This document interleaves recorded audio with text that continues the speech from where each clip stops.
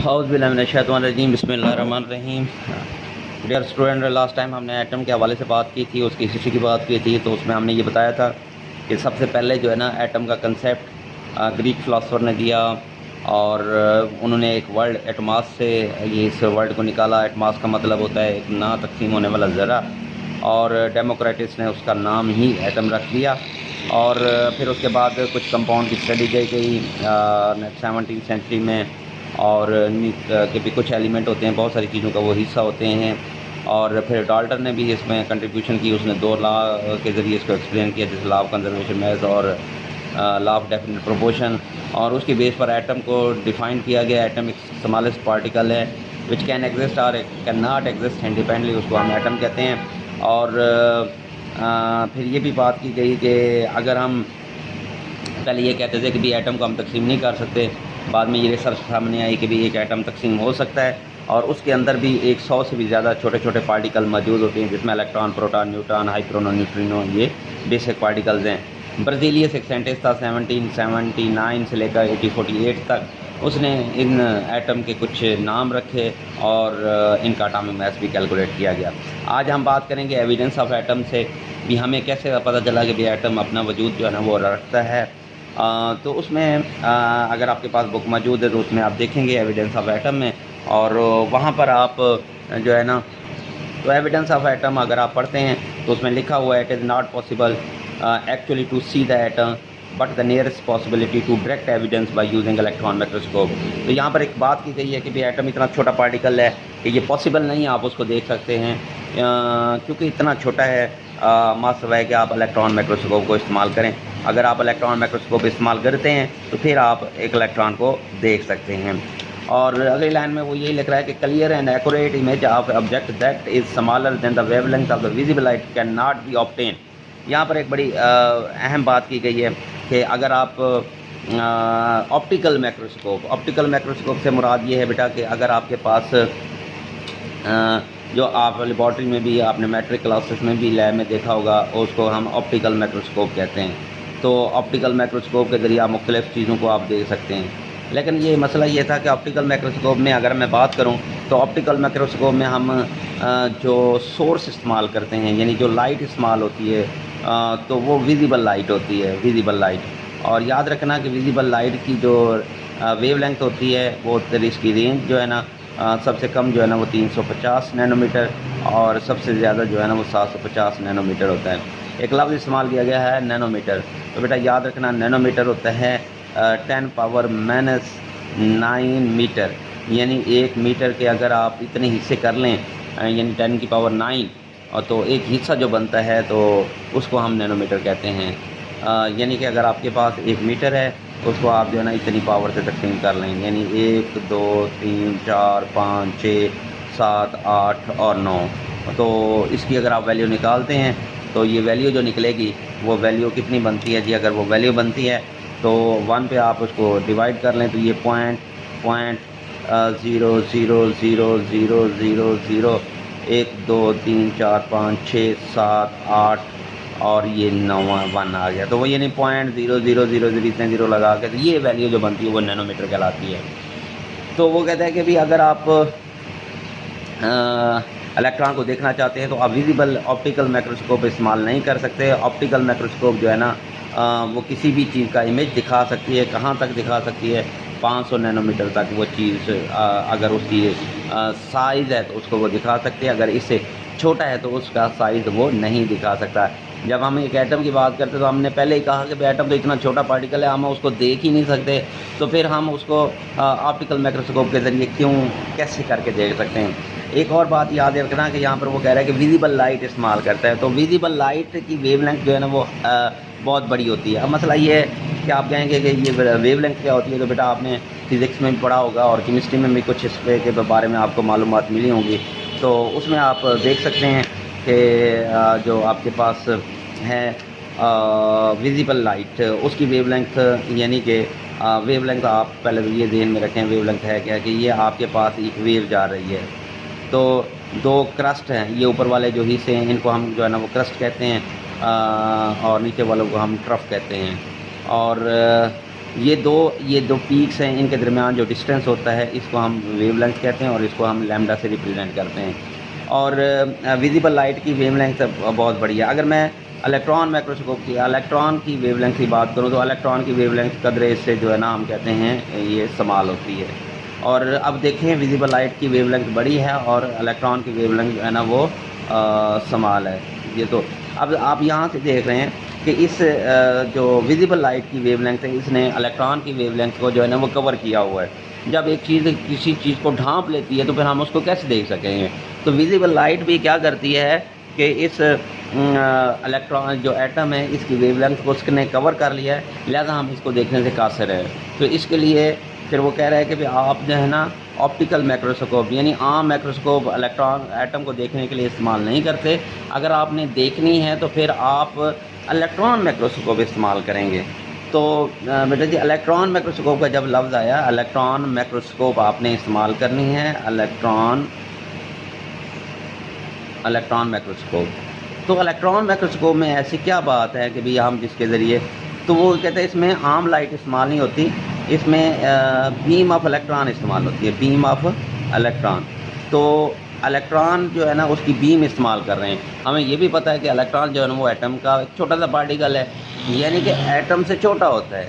तो इसकी वेवलेंथ जो है ना जब किसी भी एटम को हिट करती है, मसलन अगर आप ये देख लें कि ये आपके पास जो है ना ये आपके पास एटम है और पहले ये एटम था, अगर मैं विजिबल लाइट इस्तेमाल करता हूँ तो विजिबल लाइट इतनी बड़ी है तो वो इसको क्या करेगी, जाके जब इसके ऊपर पड़ेगी तो इसको जाके कवर कर लेगी, तो इसका इमेज नहीं बनेगा। जब मैं इलेक्ट्रॉन माइक्रोस्कोप इस्तेमाल कर रहा हूँ तो वहाँ पर क्या है, ये आपके पास एटम है और ये आपके पास जो है ना वो इलेक्ट्रॉन बीम्स का पार्टिकल्स है, यानी कि ये वेवलेंथ है। जब ये इसको हिट करती है तो फिर इसका जो है ना वो आगे इमेज बन सकता है, इसके इमेज को हम देख सकते हैं क्योंकि वो छोटा है, उसको हिट करेगा और उसका साया जो है ना वो प्रोड्यूस कर सकता है। जैसे आप कोई बड़ी चीज़ है, आप अगर उसके सामने एक दीवार है, उसके सामने आप खड़े हो जाएं तो और वो दीवार आपसे बड़ी है तो आपका साया नहीं बन पाएगा, और सूरज के सामने वैसे आप खड़े हो जाएं तो आपका साया बन सकता है। तो सेम वही चीज़ें हैं कि जो छोटी चीज़ जब हिट करेगी तो इसका इमेज बन जाएगा, और जब बड़ी चीज़ उस एटम को हिट करेगी जिसकी वेवलेंथ तो उसका इमेज नहीं बन सकेगा। तो इसके लिए फिर इससे ये साबित होता है कि आपने जो है ना वो इलेक्ट्रॉन बीम ऑफ इलेक्ट्रॉन जो है ना इस्तेमाल करनी है इसको स्टडी करने के लिए। तो यहाँ पर यही कुछ लिखा हुआ है, वो कहता है कि भाई आप जो है ना a clear and accurate image of an object that is smaller than the wavelength of visible can not be obtain. आप इस तरह हासिल नहीं कर सकते। क्यों हासिल नहीं कर सकते, आगे वो कह रहे थे an ordinary optical microscope can measure the size of object up to 500 nanometer, यानी नैनोमीटर का भी बता दें 10⁻⁹ मीटर होता है। और अगर इसके लिए देखना है तो फिर उसके लिए मैंने समझा दिया और रीडो हम कर लेते हैं। उसके लिए आप जो है ना वो इलेक्ट्रॉन माइक्रोस्कोप। तो बेटा ये हम आप देख रहे हैं कि object of the size of the atom can be observe an electron microscope. तो इलेक्ट्रॉन माइक्रोस्कोप आप जब यूज़ करेंगे तो उसमें मैंने आपको डिटेल में बताया कि भी आप उसका जो है ना वो कि साइज़ वेवलेंथ जो है ना वो एटम के वेवलेंथ से इस्तेमाल होती है, उसका इमेज वो बना सकती है।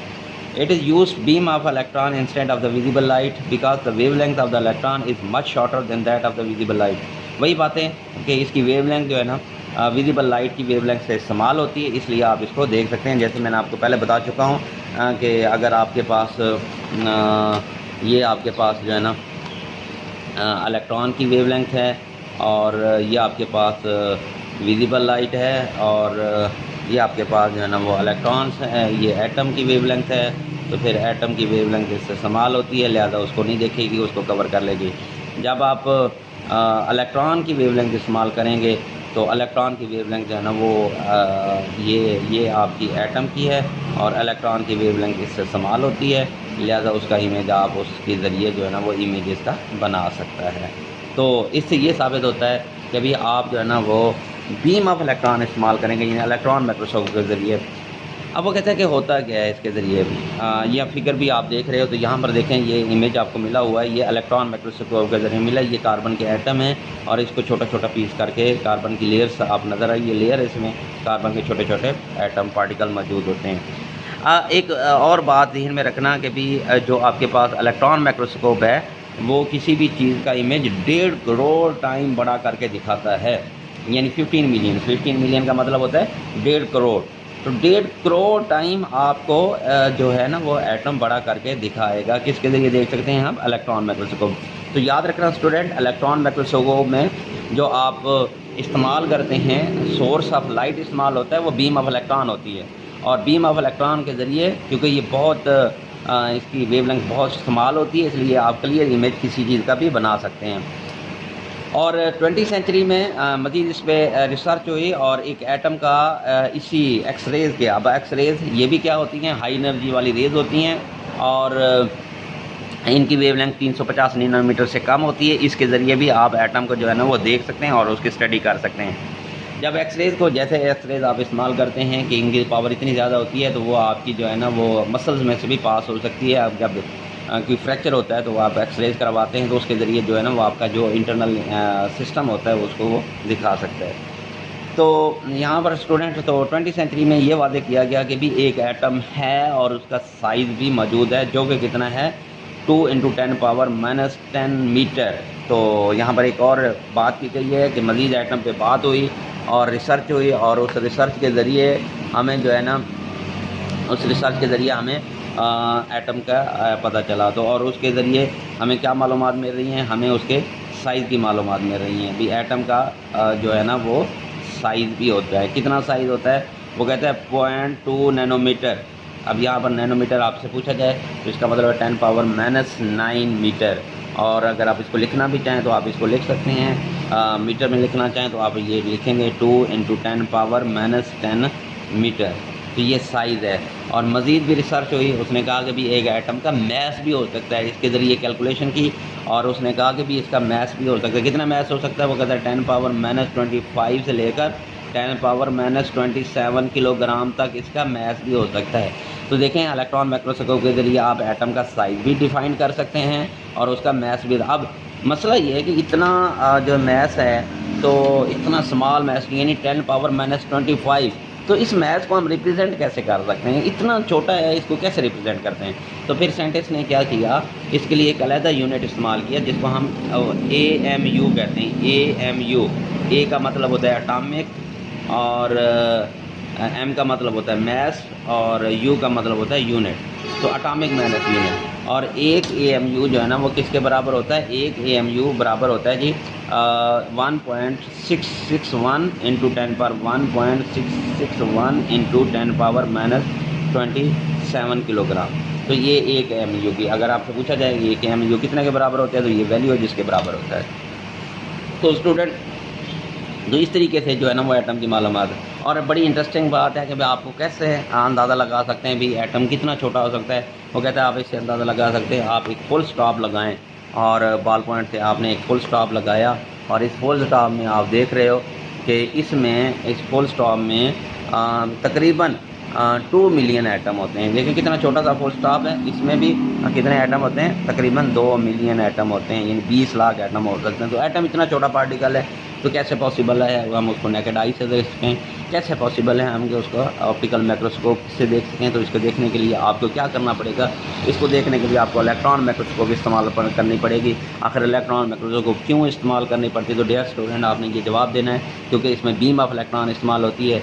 फिर इसका फ़ायदा क्या है भी? क्या ऐसी बात है कि जिसके ज़रिए आप एटम को देख सकते हैं? तो उसमें आपने वाज़ेह तौर पर बताना है कि बीम ऑफ इलेक्ट्रॉन जो है ना, इसमें जो बीम इलेक्ट्रॉन इस्तेमाल हो रही है, क्यों? इलेक्ट्रॉन की वेवलेंथ एटम की वेवलेंथ से इस्तेमाल होती है, इसलिए जो है ना वो आप उसको एटम को उसके ज़रिए देख सकते हैं। मज़ीद रिसर्च हुई, उसका साइज़ का पता चला, उसका मैस का पता चला, और उसके यूनिट का पता चला। और ये भी अमेजिंग बात का पता चला कि आप एक पेन से फुल स्टॉप लगाते हैं तो तकरीबन उसमें 2 मिलियन एटम हो सकते हैं। तो ये तो था इसके बारे में, एटम के बारे में। आगे हम स्टूडेंट बात करने जा रहे हैं मॉलिक्यूल्स के बारे में। तो मॉलिक्यूल जो है ना, अगली बात बेटा जी हम करने जा रहे हैं मॉलिक्यूल के। जैसे आपने कहा एटम, तो क्या आप जवाब देंगे एटम की? Atom is the smallest particle which can और कैन नॉट एग्जिस्ट इंडिपेंडेंटली।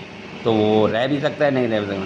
जब आप मॉलिक्यूल की बात करेंगे तो आपने कहना है कि molecule is the smallest particle of a pure substance which can exist independently. तो यहाँ पर दोनों में फ़र्क था, एटम रह भी सकता है, नहीं भी रह सकता। जब आप मॉलिक्यूल की बात करते हैं तो मॉलिक्यूल जो है ना वो अपना वजूद बरकरार रख सकता है।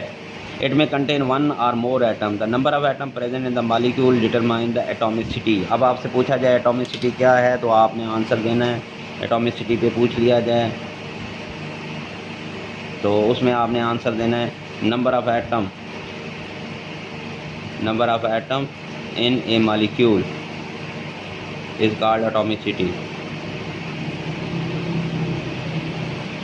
तो उसको हम एटॉमिसिटी कहते हैं, नंबर ऑफ एटम। ठीक है, तो मसलन आप इसकी एग्जांपल ले लें। मसलन क्या एग्जांपल ले रहे हैं, हम ले रहे हैं जी अगर आप कहते हैं कि मसलन आपके पास ये वाटर मॉलिक्यूल है, ये मॉलिक्यूल है। अब आप यहाँ पर देख रहे हैं 2 एटम किसके हैं, ऑक्सीजन, 1 एटम कितने, टोटल कितने हैं, 3 एटम है। तो that is called its atomicity. तो आप कहेंगे वाटर की एटॉमिसिटी कितनी है, 3, यानी उसमें नंबर ऑफ एटम कितने हैं, 3 है। इसी तरीके से मतलब है कि आपके पास फास्फोरस मॉलिक्यूल है, तो इसमें कितने एटम हैं जी, 4, एटॉमिसिटी कितनी हो गई, 4 हो गई। इसी तरीके से ओजोन की बात कर रहे हैं, ओजोन में कितने एटम है जी, 3, एटॉमिसिटी कितनी हो गई, 3 हो गई। तो इस तरीके से आप बात कर सकते हैं एटॉमिसिटी क्या होती है। अगर आपसे सवाल पूछा जाता है तो आपने बताना है कि number of atom present in molecule, उसको हम उसकी क्या कहते हैं, एटॉमिसिटी कहते हैं। तो if they contain 1 or 2 or 3 respectively, molecule में कंटेन 1, 2 or 3 और सेम टाइम ऑफ एटम। तो इसकी बेस पर जो है ना ये भी आप एटॉमिसिटी भी आगे 3 किस्में डिस्कस किए गए हैं। उसमें आप जो है ना लफ्ज़ इस्तेमाल कर सकते हैं मोनो एटॉमिक। तो मोनो एटॉमिक का मतलब होता है यहाँ पर मोनो का मतलब होता है 1, तो जिसमें एक एटम होता है। मसलन ये हीलियम, ये मॉलिक्यूल है, क्योंकि डेफिनेशन के मुताबिक आप कहते हैं कि मॉलिक्यूल वो है जो अपना वजूद बरकरार रख सकता है। तो ये अपना वजूद बरकरार रख सकता है, तो ये एटम भी है, ये मॉलिक्यूल भी है, लेकिन एक ही एटम वाला मॉलिक्यूल है, इसको हम कहेंगे ये मोनो एटॉमिक मॉलिक्यूल है। अब मसलन इसी तरीके से हम बात करेंगे डाई एटॉमिक मॉलिक्यूल्स की। तो ये आपके पास है डाई एटॉमिक मॉलिक्यूल, मसलन हाइड्रोजन है, इसमें कितने एटम हैं, 2 हैं।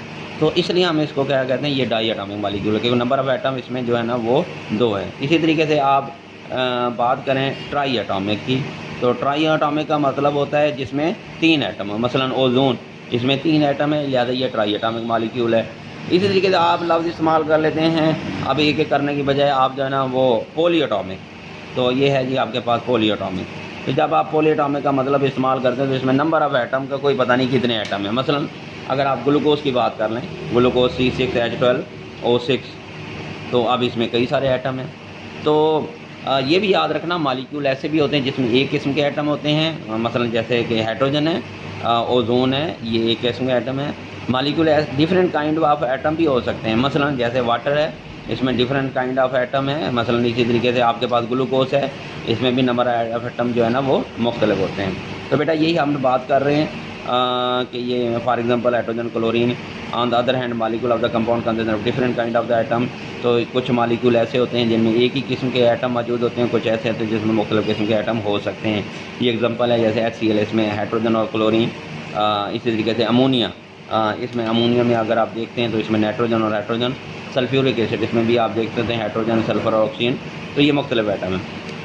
यहाँ पर एक और बात की जा रही है कि साइज़ की। तो साइज़ की बेटा जी आप किसी भी मॉलिक्यूल की साइज़ की बात करेंगे तो उसमें याद रखना कि नंबर ऑफ़ एटम, जितने नंबर ऑफ़ एटम ज़्यादा होंगे उतना उसका साइज़ बड़ा होगा। तो जितने नंबर ऑफ़ एटम बढ़ता जाएंगे उतने मॉलिक्यूलर मैस बढ़ता जाएगा, उतना ही उनका साइज़ बढ़ता जाएगा। तो यहाँ पर वो वैसी उनकी शेप बड़ी होती जाएगी।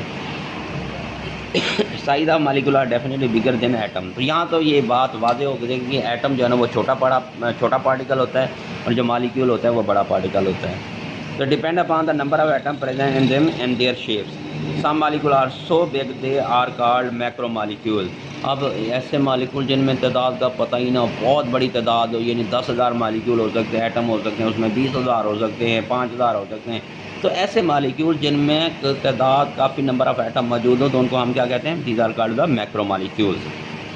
और उसकी एग्जांपल दी हीमोग्लोबिन। अब याद रखना कि हीमोग्लोबिन ये एक लफ्ज़ इस्तेमाल किया गया तो जो रेड आपके बॉडी ब्लड में, यानी कि आप जब आप सांस लेते हैं तो ऑक्सीजन आपकी बॉडी में जाता है, लंग्स में जाता है और वहाँ पर ब्लड पहुँचता है और वो ऑक्सीजन लेता है और वहाँ से जो ऑक्सीजनेटेड ब्लड होता है जिसके बाद ऑक्सीजन होती है और पूरे जिस्म में जिसने सर्कुलेट कराना होता है वो हीमोग्लोबिन होता है। तो हीमोग्लोबिन अगर आप जहन में रखें तो पूछा जाए हीमोग्लोबिन क्या है जी, हम कहते हैं कि ये वो प्रोटीन्स हैं which carry the oxygenated blood from lungs and to all parts of the body. तो ये हीमोग्लोबिन का ये नहीं कि बहुत बड़ा मालिक्यूल है, और इसमें तकरीबन वो कहता है कि 10,000 एटम हो सकते हैं, और इसका साइज़ 68,000 टाइम बड़ा होता है किसके मुकाबले में, हाइड्रोजन के मुकाबले में। तो बेटा मैं शॉर्ट सी बात कर रहा हूँ, और क्योंकि लेक्चर सुनना भी बड़ी मुश्किल होता है, और ख़ास तौर पर ऑनलाइन हो, तो इसलिए हम इसको मुख्तसर बस ही बात कर रहे हैं, टाइम आपका सेव किया जा रहा होता है। मालिक्यूल, तो मालिक्यूल का मतलब होता है कि स्मॉलेस्ट पार्टिकल है जो अपना वजूद बरकरार रख सकता है, उसको हम मालिक्यूल कह सकते हैं। फिर आपसे पूछा जा सकता है कि भाई एटॉमिसिटी कहते हैं, तो आपने उसका भी हवाला देना। एटॉमिसिटी का मतलब होता है कि नंबर ऑफ़ एटम जो किसी भी मालिक्यूल में हो उसको हम उसकी एटॉमिसिटी कहते हैं। और नंबर ऑफ़ एटम की बेस पर हम कहते हैं कि जो एटॉमिसिटी है वो 3 किस्म की होती है। मोनो एटॉमिक जिसमें 1 एटम हो, डाई एटॉमिक जिसमें 2 एटम हो, और ट्राई एटॉमिक जिसमें कई 3 एटम हो, और पॉली एटॉमिक जिसमें नंबर ऑफ़ एटम का बहुत ज़्यादा हो, तो उसके लिए हम पॉली एटॉमिक का लफ्ज़ इस्तेमाल करते हैं। तो मालिक्यूल 2 किस्म के हो सकते हैं। एक वो मालिक्यूल हो सकते हैं जिसमें एक ही किस्म के एटम मौजूद हों, और एक वो मालिक्यूल हो सकता है जिसमें एक से ज़्यादा किस्म के मालिक्यूल एटम मौजूद हों, मुख्तलिफ़ किस्म के एटम मौजूद हों। तो फिर उसके साइज़ और शेप का बात की गई है, तो साइज़ और शेप भी डिपेंड करेगी किस पे, नंबर ऑफ़ एटम। जितने नंबर ऑफ़ एटम ज़्यादा होंगे उतना उनका साइज़ और मालिक्यूलर मास बड़ा होता जाएगा। यहाँ पर उसने बात की है हीमोग्लोबिन की, बहुत बड़ा मालिक्यूल है, उसमें 10,000 मालिक्यूल एटम होते हैं, और उसका साइज़ 68,000 ज़्यादा होता है किसके साइज़ है, हाइड्रोजन के साइज़ है। बेटा इसको पढ़िएगा, कोई सवाल हो तो ज़हन में आप ज़रूर कीजिएगा। राब्ते में रहें आप ग्रुप में भी शेयर कर सकते हैं, आप पर्सनल मेरे नंबर पे भी आप व्हाट्सएप कर सकते हैं। कोई सवाल पूछना हो, कोई डिस्कशन करनी हो तो आप पूछ सकते हैं। आप फिलहाल अपनी बुक्स लें और उनको अपने सामने रखें, उनको स्टडी करें, और जितना हो सकता है आप ज़्यादा से ज़्यादा इस वक्त आप फोकस करें ताकि आपका टाइम बच सके। और इंशाल्लाह जल्द ही हम उम्मीद करते हैं कि कॉलेज ओपन हो तो वहाँ पर हमें प्रॉपर तरीके से वहाँ आपके साथ चल सकें। थैंक यू, अल्लाह हाफ़िज़।